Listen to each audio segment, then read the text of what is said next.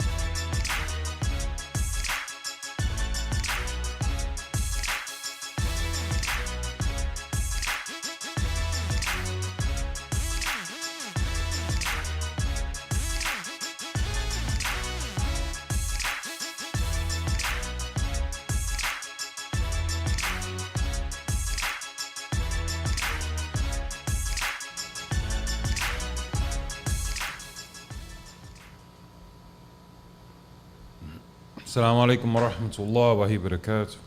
Wa alaikum salam wa rahmatullah.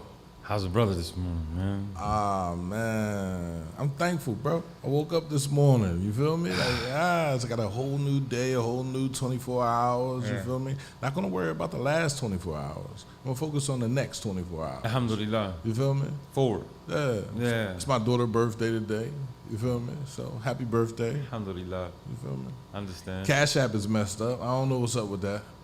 Somebody hacked? Nah. Can't hack. Nah, I don't. Turn the phone off, turn it back on? Turn it off, turn it back on. You feel me? Like it's Cash App. Like something's wrong. Hey. You feel me? Like They said the guy that created Cash App disappeared. he died. They killed him. Suddenly, that's what I'm saying. What do you mean suddenly? You know, you want to control things. Hey, he killed the head. Yeah, I mean, knock him off. SubhanAllah. Yeah. Hey, that's Watch so the thing much. that you create because So it will much. create envy. It Yes. will create hatred. Mm. And people 9 times out of 10, you know what I mean? And they say, I ain't seen you in a while. Where you been? Inside of my I've creation. been staying away from you. You have no other choice. You have no other choice. SubhanAllah. I mean, when I was talking about that this morning with Yeah. procrastination, Mm. I feel like procrastination is the thing that people don't understand that they're doing, but they are doing. Like when people say, I'm going to wait till the perfect time. I'm going to wait till it gets right. I'm going to wait time till is it now. feels right. No, the time is actually now. And if you don't take advantage of the time that you have now, you won't have any time later. Many are called, few are chosen. Yeah. Damn. So, alhamdulillah, I asked Allah, I asked His Majesty to watch over us and keep us sincere in what we're doing here, or what we're trying to do here, and helping our community in our little city. I asked His Majesty to keep us sincere, to keep us hopeful, to keep us understanding, to keep us strong. Because again, like I was saying, many are called, few are chosen. But what I want to talk about today, inshallah, bi'idhni ta'ala, by the permission of Allah, shukran, is perseverance, getting through and over things, persevering, finding the knack inside of yourself to look at your situation or probably someone else's situation, such as the teachers who are underpaid. Man, it had me in tears almost last night. Watching the teacher explain or standing up for other teachers who take on the burden of the neglectful parent, of the absent-minded parent, and send those children into the classroom. And like she was saying, he flipping over the table, or she, got a whole attitude, won't participate, and it takes away from the teacher teaching the people. So today I want to talk about getting through that. What does it take to get through it? How much rhythm does one need to, faith, I want to say, does one need to persevere? You know, it's not easy. Some people like to stay stagnant. Some people like to stay stuck, like the Croods. Every little thing that went on, and that they ran right back into their cave until they were put in a situation where you couldn't run back in your cave. But what I want to talk about is like the daughter did. The daughter went out and she persevered. Like I see if somebody in this situation, or one of us, some of us, don't stand up and do something about it, all of us are gonna be destroyed. And we should all think like that, especially the leaders or the people who are trying to make a difference. Don't give up. Just because one or two of the students are not listening don't mean all of the students not listening. Just because he or she is not listening don't mean one person is not hearing what you have to say, and or what you or seeing what you're trying to do as a teacher, as a student, as a parent. You know, all of our kids not gonna listen, but one of the nieces and the nephews might, and it might start a chain reaction. Allahu Alam. But perseverance is I thought. How do you see perseverance? I want to see what you say about it. Perseverance to me is the continuation of an action, right? It's to keep on pushing through adversity, trials, tribulations. This radio station is an act of perseverance, right? To continue pushing even though there's no money to come in. To continue pushing even though people don't want me to continue pushing even though, you know, we might have a difference of opinion. Yes. You know what I mean? So, you know, anything in my life over the past 6 years has been about persevering. Right. I have to continue on with this path. I chose it. Alhamdulillah. You know what I mean? Like, I'm grateful for you choosing it. It wasn't something that chose me. You know? When thinking about it from a man, right? Because I know, you know, Allah knows all, right? And he gives duties to people, right? And whether or not you are ready for it or not, whether or not you are listening and you're attentive enough to understand why. That's nice. You know, when I went to therapy, my therapist asked me, plain out, what do you want to be when you grow up? I said, well, 36. Right. I talk about this all the time. I'm already grown. he said, no, you act as a 16-year-old. You behave as a 16-year-old. You talk as a 16-year-old. You learn as a 16-year-old. So you're 16. So when you were 16, what did you want to be? I said, honestly, I wanted to be a drug dealer. Like, you get your repetitive. You feel me? I also believe that perseverance is seeing the end goal as something beautiful. Right. Like for me, man, watching what our messenger went through and the messengers that came before him and the people of good faith who go through so much unnoticed, the end goal is in mind. Right. I want to see my loved ones again. I want to be forgiven. I want to be at peace that once my life ends, that I ain't got to worry about coming somebody spitting on my grave, kicking. I don't want to have to keep on worrying past this life. So I see the end goal as a Jannah, or God being pleased if nobody else is pleased with me, that he fortifies me and he strengthens me. It motivates me to get through whatever I got to get through. The sick days when I can't get out of bed, the days when I don't want to get up for prayer in the morning, the days when me and my wife are going through it and the shaitan is trying to rip us apart. You got to see the end goal. And the end goal is, you know, maybe I should humble myself if I really want us to be a family. Yeah. Maybe I was wrong. Maybe I should re-strategize. Maybe I should rethink. You start reforming. You start breaking your prideful self down, and you see the positive end goal in it. You know what I mean? What am I doing? Am I going in the right direction? You know, is brother said to me the other day, or I remember hearing a brother saying in one of the lectures he said, if you can't say Bismillah before you do an action, then maybe you shouldn't be doing it. You shouldn't do it. Brother told me that too. Man, man, it punched me so hard. I'm like, yo, you know, if I don't want to stay stuck, and I love my city, right?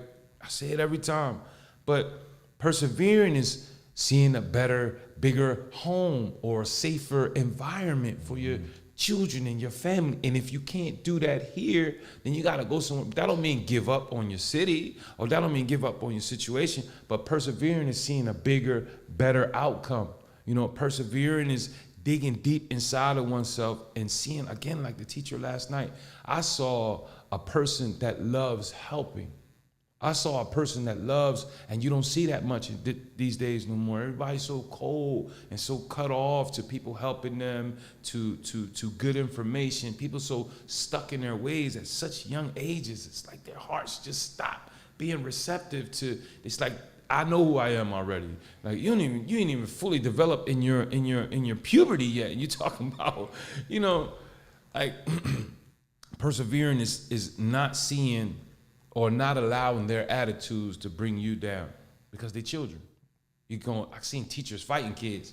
Maybe that's hand and stone. That's their job, right? Right. That's their job, to teach children. Yes. And when a teacher sees a challenge, it's her job or his or her job correct it. To dig deeper with that child, and it's hard. I'm not going to say it's easy, because it's not. Because you think about the kids that are coming into school now. What are they doing at home? Like how is what they're learning in school being fortified at home, or how is what they're learning at home being fortified in school? Alhamdulillah. Either way, if school and home are not in a cohesive relationship, it breaks. And then now the kids don't listen to the teacher, because my mom, I'm gonna call my mom. I'm gonna have my mom come up here. Like it just playing one against the other. Yeah, man, that's how it works. And that's why I never understood what my mom said. She's like, I will always have your back, but in front of the teacher, I have to reprimand you. The truth is the truth. You feel me? Like, right. I understand why you said what you said, but in front of the teacher, listen, you're wrong. Apologize. Go to school, go to class, do what you're supposed to do. She saw the end goal. Right. She saw you're going to be a success. You're not going to be laying on the street. You're not going to be some, alhamdulillah. But what does it take for parents to understand that, though? That you are your child's first teacher, that your actions are going to be repeated in some shape, way, or form. Me personally, again, when I came out of the house and I saw that young teen laying in front of my house, there, gasping for air, and I was frozen. I couldn't see his face, but I know they all dressed the same. I hate to keep bringing it up, but it did something to me. It made me want to do something about all of them, not just my son. Even though I thought it was my son, but this kid's life can't go and die in vain like that. You know what I mean? They all got to wake up. Sometimes it take that kind of reality for another parent to wake up. Although you feel bad for the child and for the parents and whatnot, but you got to think in your mind, I can't let this happen to me or mine. You know what I mean? Or somebody else's that I love. And that's hard, right? Because there are so many other things that can influence your child, right? There are so many other people that have an opportunity to influence your child. If I liken it to having a house and cutting your grass, and both neighbors on each side don't cut their grass. If you're out there cutting your grass, you cut everybody's grass, right? Inshallah, it shows integrity, it shows growth. Not only that, but it shows protection of your family. Wow. Because if you don't cut their grass and they don't cut their grass, you're selfish. And it grows high, and your child is over there playing on the edge of your grass into theirs, and somebody reaches through the grass and grabs him, whose fault is that? Yeah. So if you're not talking to your neighbors, if you're not building with your neighbors, if you're not building a community inside of your community, you're going to have a problem. Implosion. It's going to leak back onto you. So if you're not cleaning up and making sure everything is right, then something's going to happen. If you're not going out there and clean up your house and your son see a needle on the ground or a pipe, and he pick it up and he stick it in his arm, or he stick it in somebody else's back, right? And take it to school and influence other students who might be going through it, probably depressed, and that's the last thing they need is, he finds a gun, the bullets. Right. He got to do is, do the stuff to it like he see on TV. Boom. Take it to school. Boom. Show it to his friends. Right. Let me see. Right. Pull the trigger, think it ain't nothing in it. It's hard. When we do not make sure our house, our neighborhood, myself, my heart, but it's My words, it's bigger, my actions. It's bigger. So when we say mine, that shows ownership. We say ours, that shows camaraderie, that shows unity, that shows us working together. Understood. So I never want to say mine. When I say this radio station, it's not mine. This is a community radio station. I understand. Right? When I say I want to see this for the radio station, I'm speaking in terms of the community. What they call it? What's the language? Because somebody asked me the question: if God is one, why does He always say we, us, and our? If it's only one, Right? You know, this was a long time ago. Right. Side note, and they was trying to prove that the verse in the Bible when Jesus supposedly was saying, "I and my Father are one." And they use that at one little snippet to say that this is the proof that they both are the same. Right. But it's a Semitic language, Aramaic, the language that Jesus spoke. Right. It's like when a doctor comes into the room, he said, "How are we doing today?" But you're the only one sitting there. He means it in a single. You know, I'm talking to you. I'm here with you. But we together in this situation. Right. So how are we feeling? But how are we feeling? The presidents. I'm here with you now in this moment. So I want to know, how are you? It's like when we were slaves. Boss, oh massa, we sick. Yeah, you know what I'm saying? I understand. Oh massa, our house is burning down. You feel me? What we gonna eat today? What we gonna? He the one person asking for everybody. What we gonna eat today? No, he's asking for himself from his master. So what we gonna eat today, boss? Oh, I got you. Wow, it's a lot of ways to put it. But when I said my community, my city, my situation, my alhamdulillah. But right now, my is in a persevering context. Dig deep inside of yourself, look inside of oneself, and see what really needs to change for the end goal to come about. Right. If it's graduating, if it's college, if it's bettering oneself and your attitude toward your parents, toward your school, toward your education, and toward our futures, then we have to persevere. And I got to put some stuff away inside of myself, maybe for good, maybe for later, but I have to bring about a better future for myself and my home and my community and what I'm saying I'm about. Especially sometimes the motivation is a girl when you're young. Sometimes the motivation is, I don't know, to get more clothing, money, clothes, but you gotta persevere. You gotta get over some things within thyself or within thy situation or our situations in order for the better outcome to come about. And if you chase after that girl and you don't get her, you keep that. I mean, you have to persevere through that too. Yeah, you gotta get through them. Or if you get her and she break your heart, you persevere. You cannot quit. You understand what I'm saying? Like when it comes to it, at the end of the day, I've learned you cannot quit. I cannot take a day off. I cannot play around with this. I cannot quit because if I do, I'm showing people that, you know, dreams don't happen. It can't be the best thing that ever happened to you in your life. And everybody, the people get mad at me because they say, P, why do you talk to people the way you talk to people? I talk to people the way I talk to people because my father talked to me that way. Understood. And he didn't play any games. You were saying that last night too. You only mimicking what you seen. That's the only man. My father, understood. My uncles, right? Stern, and they all talk the same way. You know what I mean? Yeah. My uncle, that was not my father's brother, talked to me the same way. Yeah. As a man, I'm telling you, you need to step up. You need to do this way. When I got locked up with a gun, he's like, all right, this is the life you're going to choose. I can't change how you're choosing your life, but let me give you these 3 rules. Number 1, you don't want to tell on anyone. Right? That's number 1, right? Make it worse on yourself. Because when you do that, you're eliminating every possible outcome outside of that. Woo! That's the first time I heard Snitchy putting that way. You understand what I'm saying? You're eliminating every possible outcome outside of you doing just that. Yeah. You understand what I'm saying? Accepting change, understanding, growing through it. Once you start snitching, you're saying that I just want to keep on holding on to my hypocrisy. Right. I want to keep on holding on to my wrongs and what I'm doing. Get everybody else locked up for it or in trouble for it. And then I get back out later on in life and continue with the same pessimistic behavior. Oh man, that's bad. Rule number 2, give more than you receive. I said, Nice. well, how does that make sense? I like that.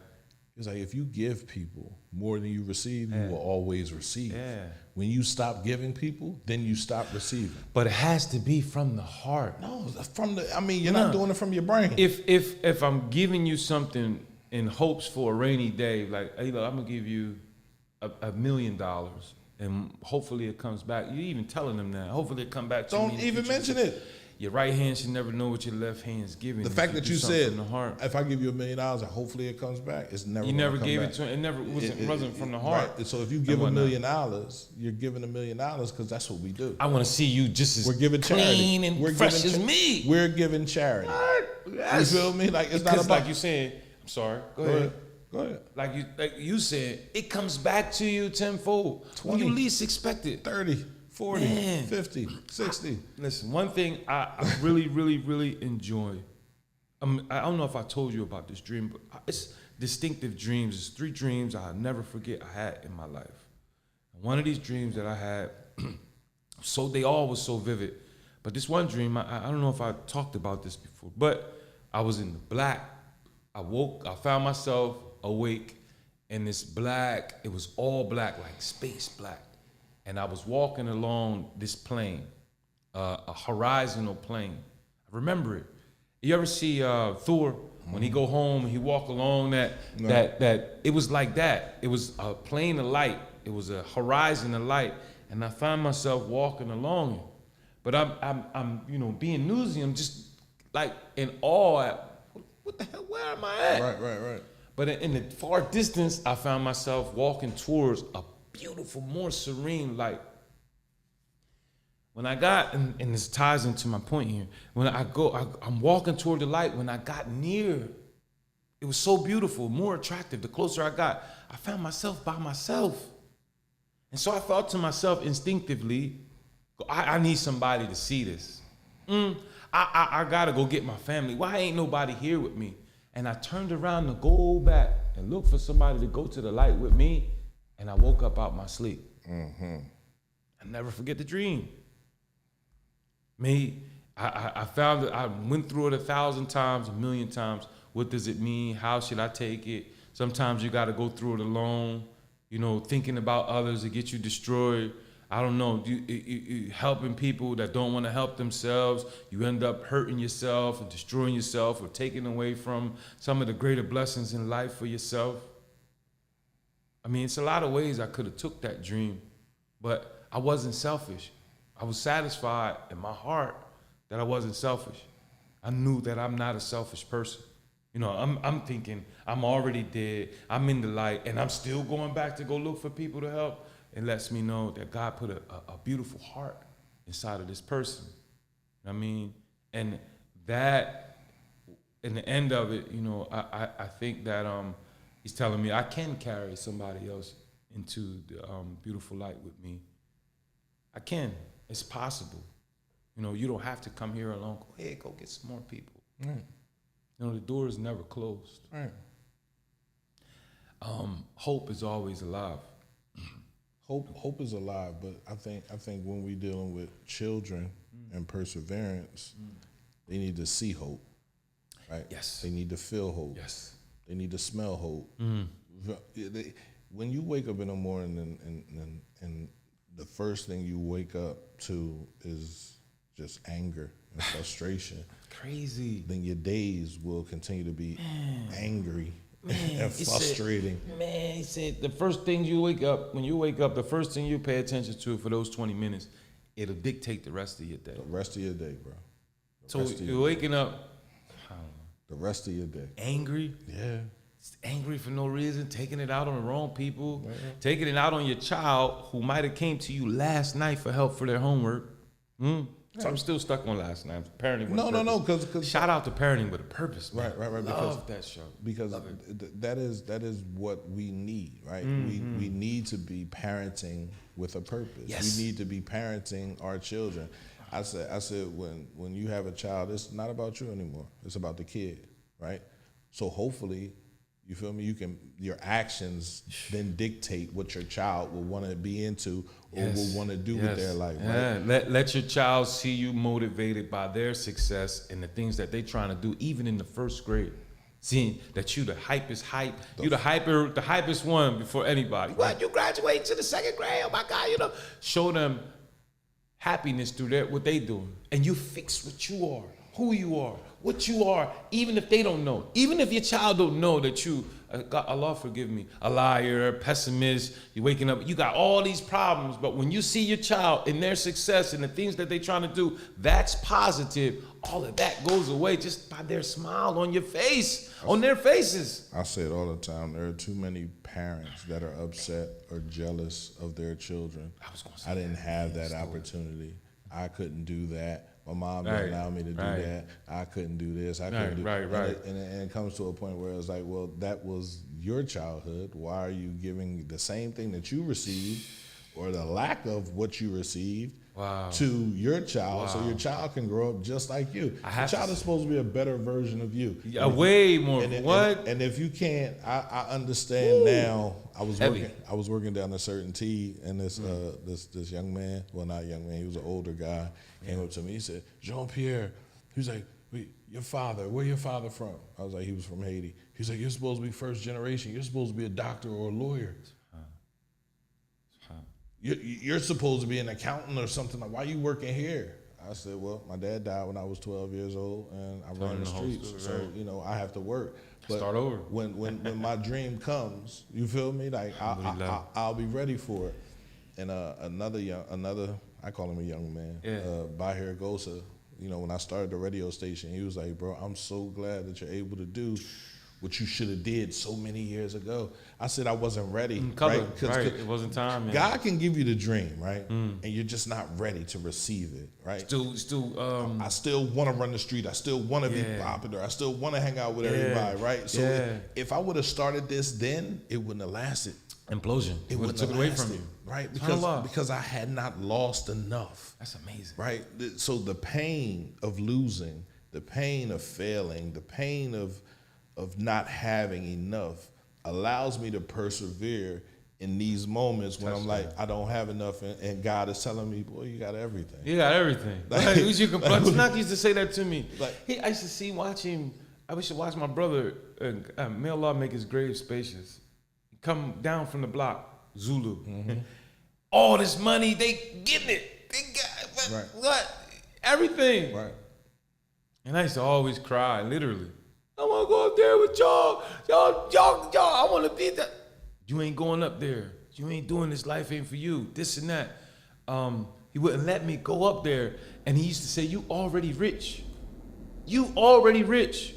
And I try to understand what he meant. And he was always a jokester. He always laughed. He always made you laugh. But when he said that to me, he looked me straight in my eyes. So you already rich. Right. I wish I could do what you do. Do what you do. You grab a religious book, you that can drive you crazy. That's why he always argued with me. Because he said that it was going to drive me crazy because he's compared me to Brother Jerome. And I used to get mad. But he used to say, it can drive you crazy.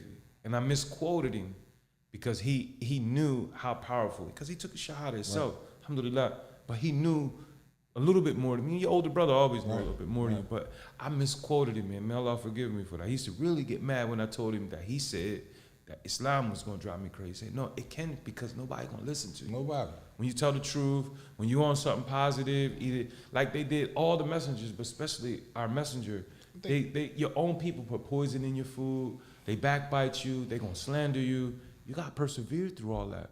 You have no other choice. If you're the one that's chosen, if you're the only believer, if you're the only one on something positive, and you got a positive goal and like seeing your whole family graduate, then you're going to have to go through it with your own people first.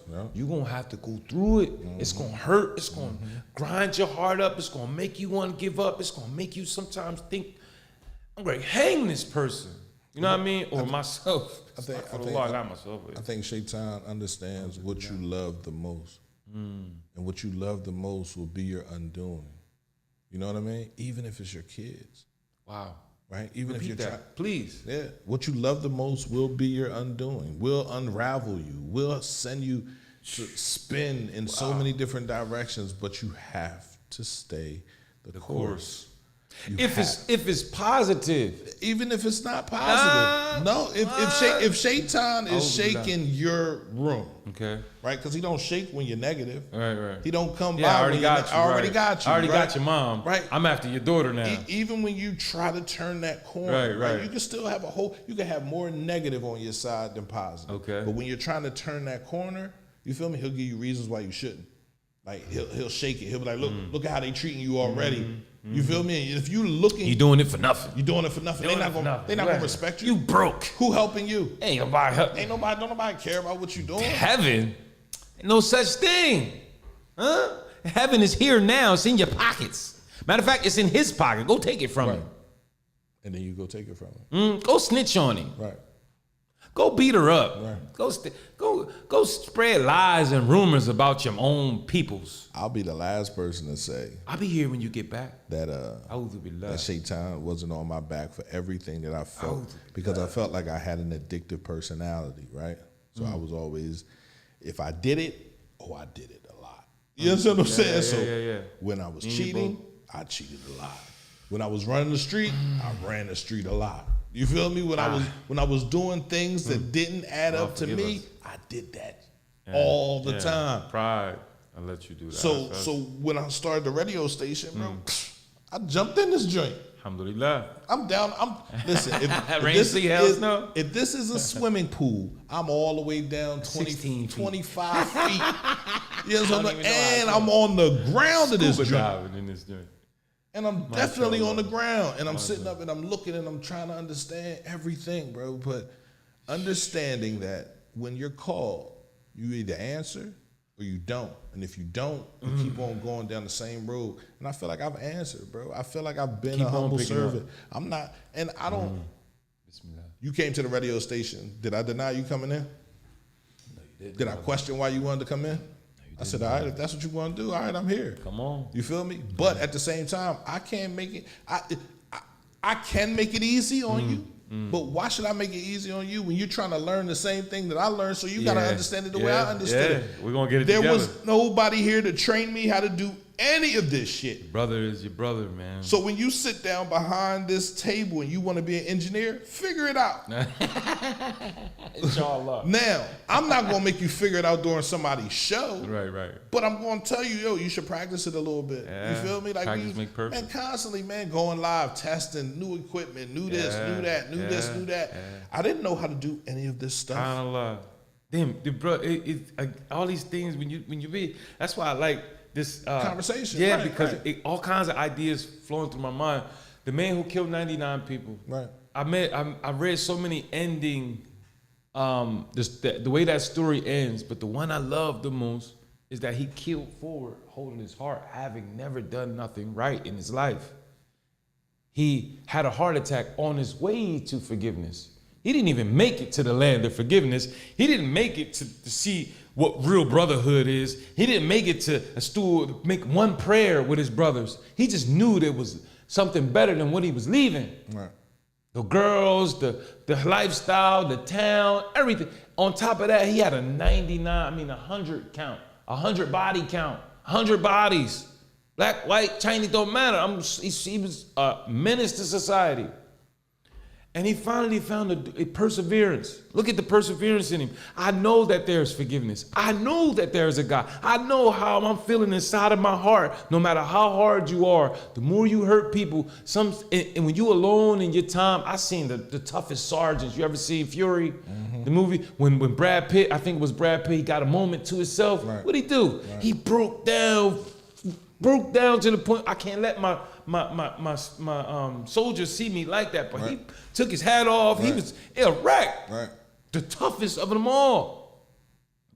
You can't act like you ain't got no feelings and emotions. Anyway, the man, he knew there was Allah. He knew there was forgiveness. He was on his way.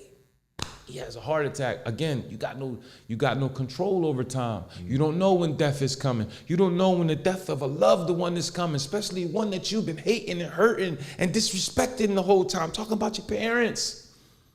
or a teacher that really cares. So he grabbed his heart. He killed forward in the mercy. Man, that's what I'm saying. Never give up hope. Never give up optimism. Like, he held his heart and he died falling forward. And because of his intention, because of where he was going and what he was intending to do sincerely from his heart, Allah, God forgave everything. He's talking about murder, lies, deceit, hate, drugs, drinking. You look for those opportunities to rid yourself of your own consciousness, the things that are killing you, hurting you, so you look for those opportunities to erase all that by being a positive force in the world, helping your children get to their goals, helping your students, helping other students, helping your neighbors, being kind and optimistic and persevering, showing that you are a believing human being as opposed to someone just wandering in circles, going nowhere, doing nothing with themselves, and expect you to do nothing and be nothing with them. Come on. That's hard. Come on. That's hard. They expect you, and when you tell them, no, now they gonna jump you, beat you up. They was like that from the door, and you called them your friends. You brought them in your house to meet your mom, to meet your good people in your home. You know what they was about. Persevere. Drop your bad friends, but drop your bad habits. Drop the things, the things that's coming out your mouth that's not true. Drop the things about you that you don't like about yourself, and persevere and become something greater in life. Become something more loving, more accepting, and watch the people that you think don't like you, like the people that's hard on you. Sometimes the teacher is hard on you. Sometimes your mom or your parents are hard on you because they see potential in you that you don't see in your damn self. If you drop those things, you'll see their expressions change. They'll loosen up. They'll see that you are actually listening to the advice that they're giving you. You know, wake up. Lastly, inshallah, with perseverance comes adaptability. You know, adaptability is to be able to, like, I'll give you a perfect example of what I'm saying. When I was in my holding cell in the county prison, I realized I had a mismatched pair of socks on and one pair of drawers. No tank top, freezing cold in there. And I had to adapt to it. One day I wore drawers. One day I didn't. You know, until you got enough money to go to commissary. It took 2-3 weeks of wearing. 2 weeks of wearing one pair of drawers is embarrassing. 2 weeks of washing a mismatched pair of socks. Try to make it to Juma. Nobody writing you. Nobody giving you nothing. And you still want to hold on to this OG who you think you're going out to be the same thing. I adapted. I had to. Washing my own drawers, and it make you do something to you. What's it do? I can't go through this no more. If I had to, I will. I adapted to it. But no, Never adaptability. Again. Never again. Being able to, you know, stay the course in uncomfortable situations. Yeah, I'm alone. She left me. I don't know. I like you were saying, I can't turn back. I started something that's great. I started something that's foundational, amazing. It's going down in history. You know, you got to adapt to the uncomfortability of it. Uncomfortability, how you say it? Uncomfortability. Uncomfortability. You have to get comfortable being uncomfortable and adapting to new circumstances, new environments, new situations.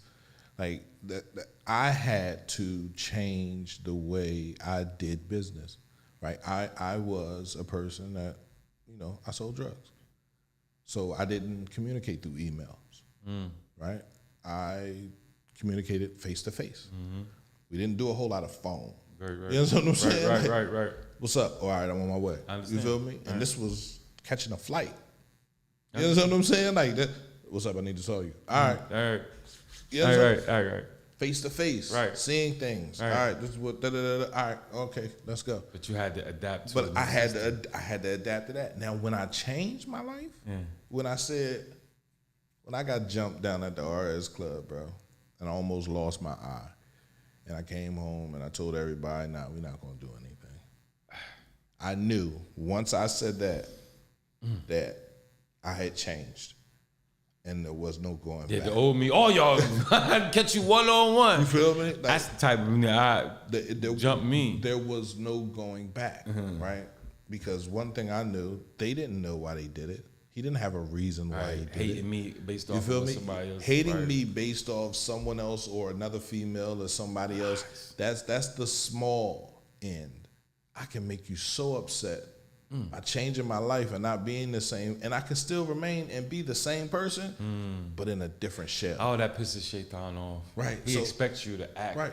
abnormal. Oh yeah, The devil- people were supposed. There were so many people that were supposed to die in that situation. in my mind, right? In my head. No, but I'm here, do it. I'm here. but and you see it, right? Because when I say I had at least 15 men in my house talking about what's up, what we doing? Right. I said I just want to talk to him. Fucking picked up the phone, handed it to me. Yo, Oh, what's up? so you had uncles like that? We're gonna go fight all of them. They're gonna line up. No, these weren't uncles. up. These were men off the street. I understand. Okay. You understand what I'm saying? Right. Like- He won't handle that. Yeah, I got you. But once I had a conversation with him, I said, "Yo, you know who this is?" Da, da, da, da. He's like, "Yeah." I said, I said, "We got beef." He was like, "Nah, we ain't got no problem." Oh, so you did handle it that way. You You went feel one me? on one. Like, all right, cool, no problem. You feel? Because I didn't fight anybody one on one. Like my face met more boots. You understand what I'm saying? Than anything. And at that time, I was drunk, and I didn't typically go out because that's what happened. So number one, I told him, I said, I'm more responsible for this than anybody else. Yeah, I shouldn't have been in that. I shouldn't have put myself in this situation. I don't typically go out, and when I do go out, I don't get as drunk as I got that night. Hear that? So Get it. Go rewind. Because we're talking about teenagers, or we're talking to a lot of the youth right, that they put themselves in these situations. Their parents taught them better. Yeah. But this one night or this one situation, like we all have, we paint it, but it's true. Your friends, they drinking. They want you to go out. They want you to wear a little bit less. Right. She wants you to like such and such, so she can probably get to such and such.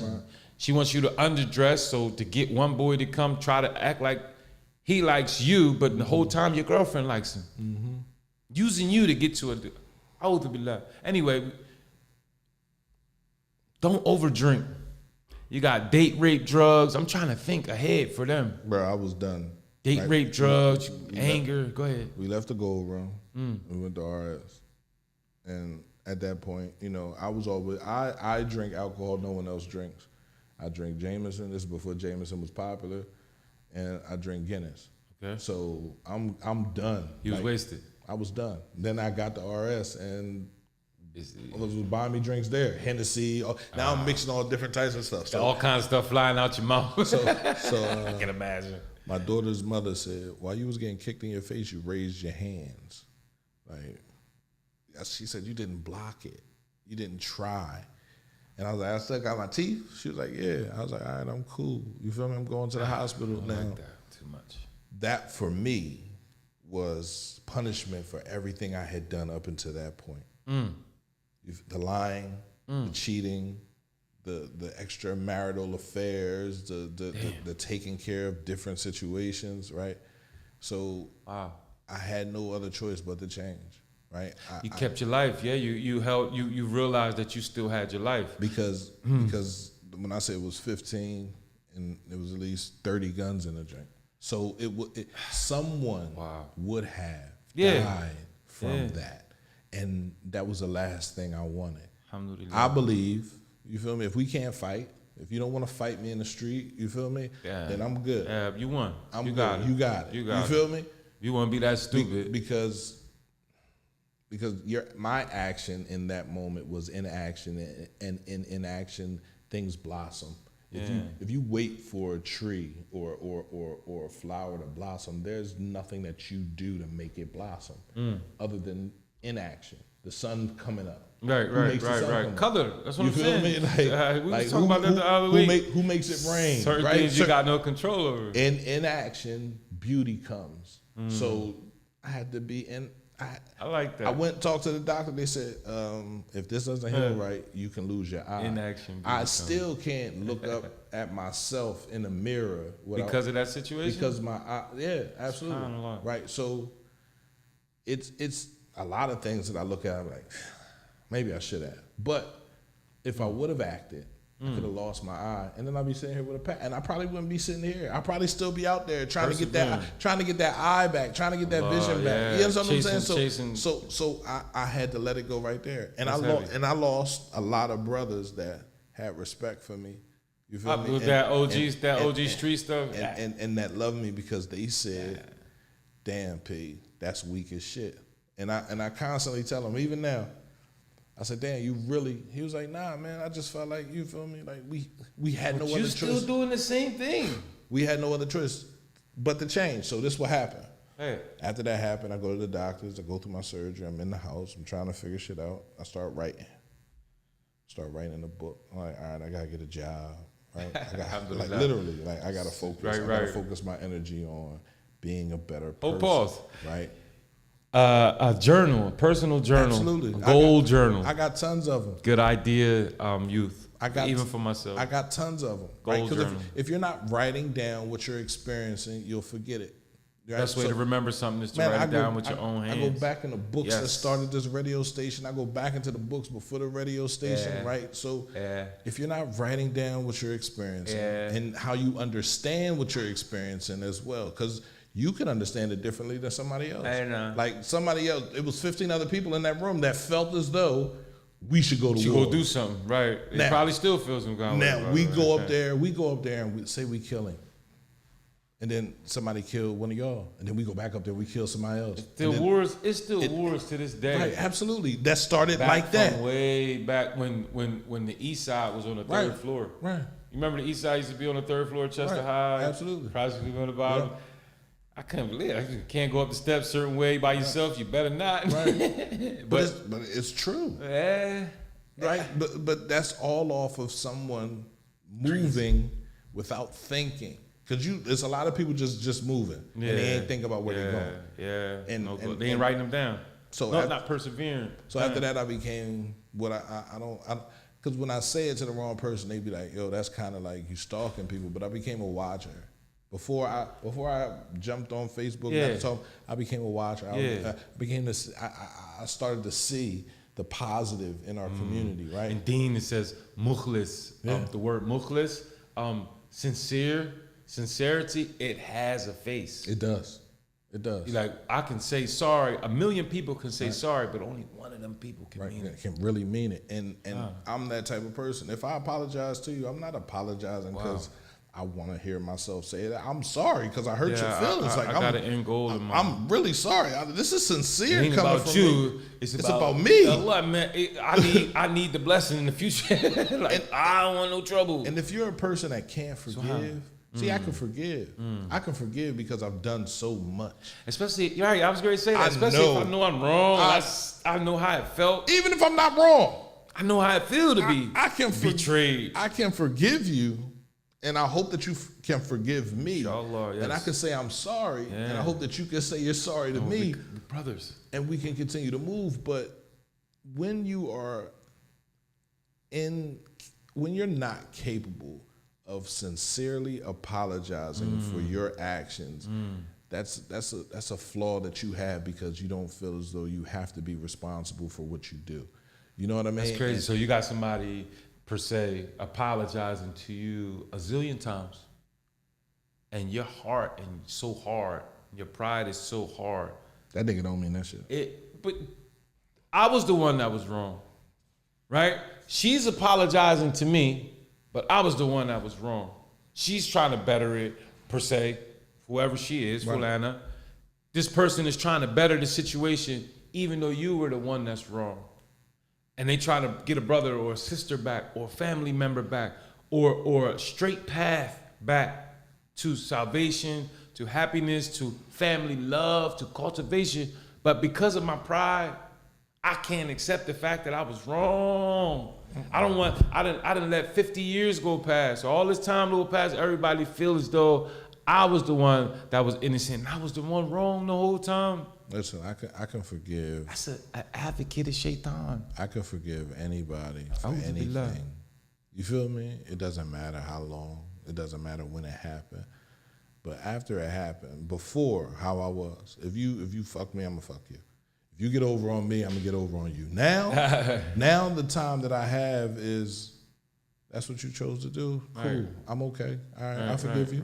I mean, it's cool, but don't think you're gonna get close enough to me to do it to me again. Ooh, let's open the book and talk about it. No, just me and you. Everybody- Let's sit down and let's talk about the ins and outs of it, and hopefully stop our future. No, you think everybody's capable of having a people's from conversation? doing the same thing, huh? You think people are capable of having a conversation? Well, opening up. They said if you take your wrongs and dumped all your wrongs out on the table, and everybody else came and dumped theirs, you'll snatch yours back so fast.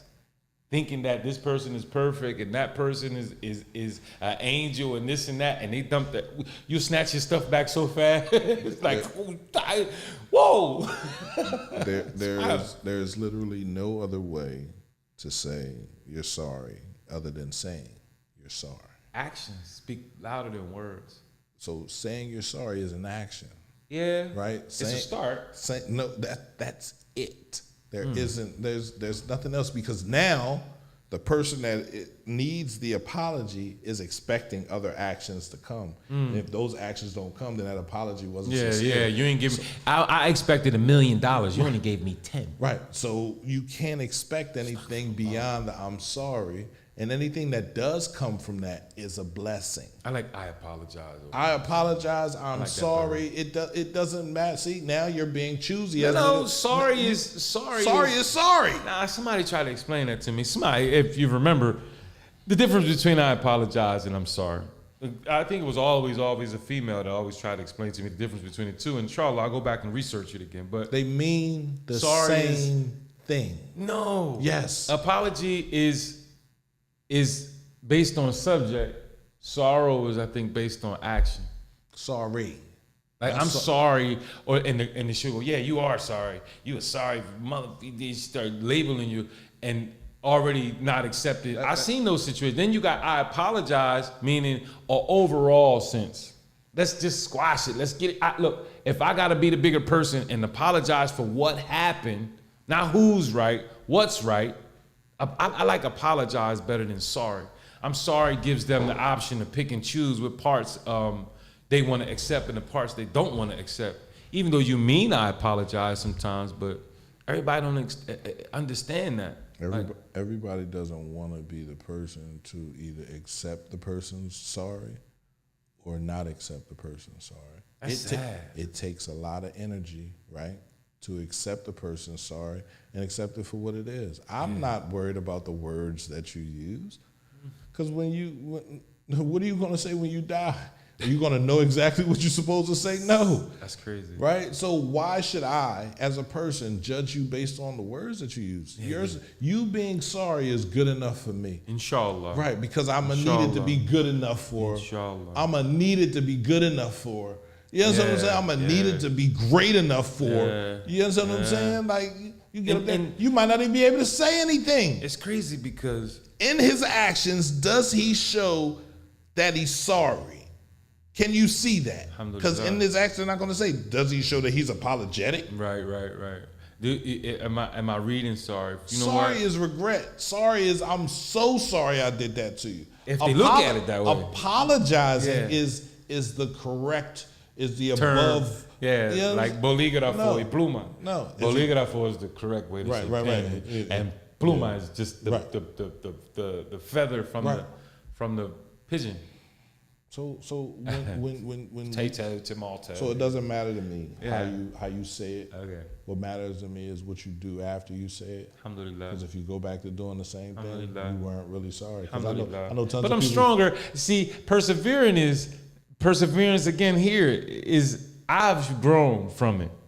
Years later, I'm stronger now. You hurt me, or I hurt myself. The situation hurt us, but it taught me to be a better man, parent, friend, understanding, whatever it is. So if I humble myself and accept a sorry, vice versa, either way, I'm the type of person. I mean, maybe you got something to bring to the table for our goal. Like I'll give you a chance to, but I won't pour my whole arsenal out. I'll show you one gun. What if you forgive people that never tell you they're sorry? Stay away from them. What if you are the type of person that doesn't stay away from people and forgives people that never tell you they're sorry? Well, you asking me for myself? Yeah. That's why I always stay agile, because I might have to punch you in your face. Allah forgive me. See, now, no. Allah forgive me. Why are you going to? Because I'm not going to let nobody. The only time the Prophet, I got to explain this. Mm-hmm. The only time the Prophet ﷺ really went to war is when they backed him into a corner. Right. So other than that, he was giving, he was understanding, he was always smiling, but he was also known as a lion in the field. Right. So like you can't play him sweet twice. At what point were you pushed up against a corner? Because you forgave somebody without them apologizing, right, and you let them back in, and they did the same thing again. Oh, well, you got a problem. I'm going to say something. It might not come out as nice as you might get a whole different person then. But I ain't afraid. Me personally, going into situations now that I'm older and I got more gray now, I'm more cautious of how I don't just give you the whole ounce per se. You know, I got to use drug dealer terms. I hate it. But I'll give you a ball game. I'll give you a little bit to see how you're going to work with it again. You know what I mean? Because I want to see you great. I want to see you off the corner. I want to see you better than what you are, even if you don't see it in yourself sometimes. That's what great leaders do. That's what great no leaders child left behind, man. Absolutely. No child left behind. And I love my city. We got some bad apples, but they don't have to spoil the bunch. Nah, and they're not all the way bad apples, because everybody can change. Allahu Akbar, that's beautiful. Once you change your life, you realize that anyone can change at any time. Right? I wasn't supposed to be who I became.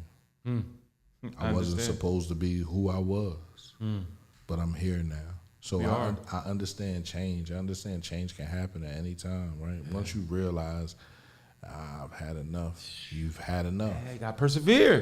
But you got to. I get over this. But a person waiting for a person to change has to wait for that moment. You can't say, I will support you in changing. I understand changing, but you have to change when I want you to change. And in this subject, same subject, but I want to paint a scenario. And to the Christian, and I'm not attacking no religions, Allah forgive me, but sitting around, we all know the second coming is coming, right? We all believe in the second coming, Muslim and Christian. But waiting for a person, and I'm just going to use a person, the term person, waiting for a person to come and be Superman to you, and you, okay, I'm just going to stay here and wait for you. I'm going to drink, I'm going to smoke, I'm going to fight, I'm going to lie, I'm going to cheat, and just wait for you to come save me is not the way to do it. Because it says that he ain't even going to recognize some of the people that's claimed to be on his side. And we talking about the second coming, alayhi salatu wassalam. We believe it. It's the truth, right? We all waiting for Isa ibn Maryam to come and do what Allah says he's going to do. He got a second job to do. But he says that he ain't even going to recognize some of the people that claim to be from his side. They waiting for, you're not doing nothing, you staying stagnant, and you expect me to claim you as one of my own, and I'm coming to go to war with the Antichrist? I need an army of people. I need strong, fierce, understanding brotherhood. I don't need some pansy man just like a woman, soft to the touch, don't do nothing. A woman claiming to be a man, a whole confusing army. I bring them to the forefront to a strong army of disbelievers. They gonna fold and implode. I ain't even gotta do nothing. Just let them, they gonna do nothing. Oh my God, hit me too hard, right? Most of the women fighting like men. The men cheerleading. And you claim to be the army of Jesus, alayhi salatu wassalam. I'm sorry. Oh, no. What you mean, no? No. They fight more than we fight. No. They got more rights than we got. But they're able to. Looking for the fortified heart that paid attention, that persevered, that changed and adapted to become a true believer. If God created everyone, and everyone was created by God, then everyone has a right to serve in his army. Understood. And we can't. No. We No, can't. no, no, no, no, Hold no, on, no, listen no. to me. It's Listen not to what me. it says. Listen to me. I'm listening to you, brother. Go Right. ahead. Inshallah. What was Shaitan before he was Shaitan? He was the what? The most beautiful angel. No. He was the son. Uh-uh. He wasn't. That's not what Islam teaches. What is that? Islam teaches that, okay, you got angels are created by light, divine light. They don't have the ability to deny, say no.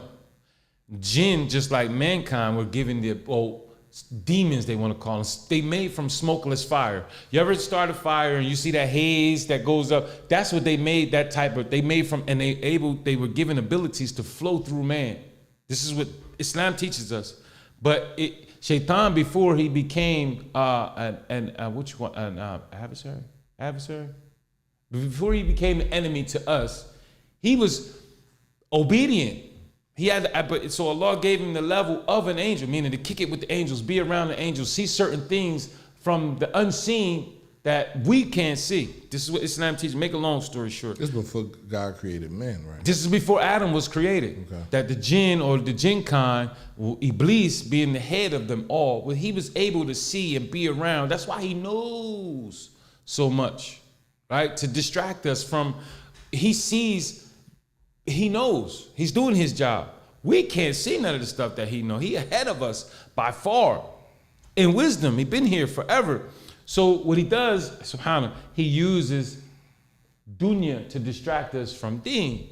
You with me? He uses this world, meaning clothes, money, anything to distract you from your right goal of persevering and becoming a righteous servant of his majesty. Meaning he was never an angel. Shaitan was never an angel. I don't know where that thought come from, where it came from. I even looked at it in the Bible. He never was an angel. That's what it says in the Bible. No, don't say, can't say that. Then somebody lied. That's a lie, a blatant lie. Definitely said he didn't like the way God treated. No, who would right do he have to do that? What you mean? That's why he fell down. That's why God took him down. He didn't like that. So where was the difference? Where did the difference come in?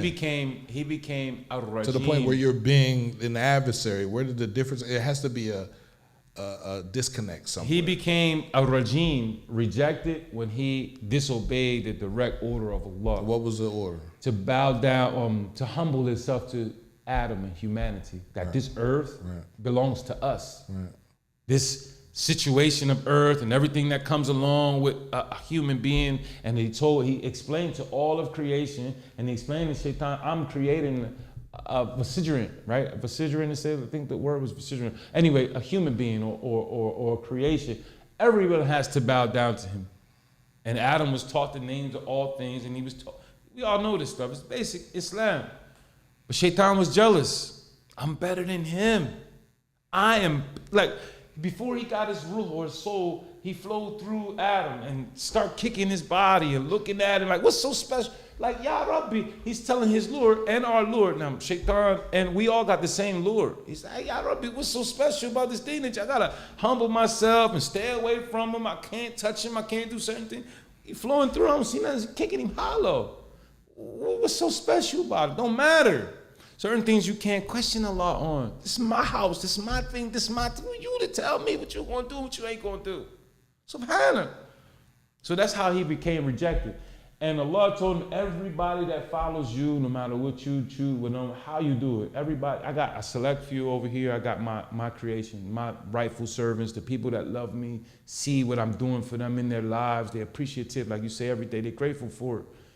I'm going to protect them from what you, sometimes I'm going to let you get through to them so I can show you that they love me more. I'm going to let you test them and tempt them, but I'm going to show you that my love, what they love for me, what they have for me, and what I give them is greater. And they're going to show you that. Allah subhanahu wa ta'ala. Anyway, got me talking.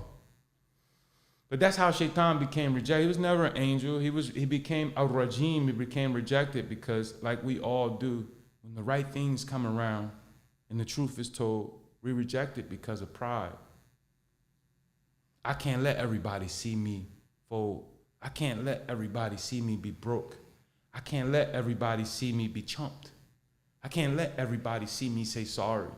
I can't let this pride, shaitan billah, because of his pride and not humbling himself to Allah and the truth and what's right, he got rejected. And that's what happens to most of us. May Allah subhanahu wa ta'ala forgive. It's Friday. I pray Allah subhanahu wa ta'ala helps one person. I got good intentions. I don't know it all. I pray you research information. If you find it more, share it with me. Talk to me about it. Make plenty of istighfar. Ask Allah to forgive you. Ask Allah to have mercy on all of us. You want for your brother what you want for yourself. Persevere. Get over your humps. Go to the next level. And don't let nothing stop you. Inshallah. My advice to myself and to everybody else. Anything, P? I'm good. So research the information. The devil was not an angel. That's a good argument for the day for y'all. Go do some knowledge. The devil was never an angel. He was always an entity made from smokeless fire. They call them demons. They made from fire. They made from other situations other than divine light. The angels are the only ones made from divine light, and they don't have the power to tell God no. Anyway, assalamu alaikum wa rahmatullahi wa barakatuh. Wa alaikum salam.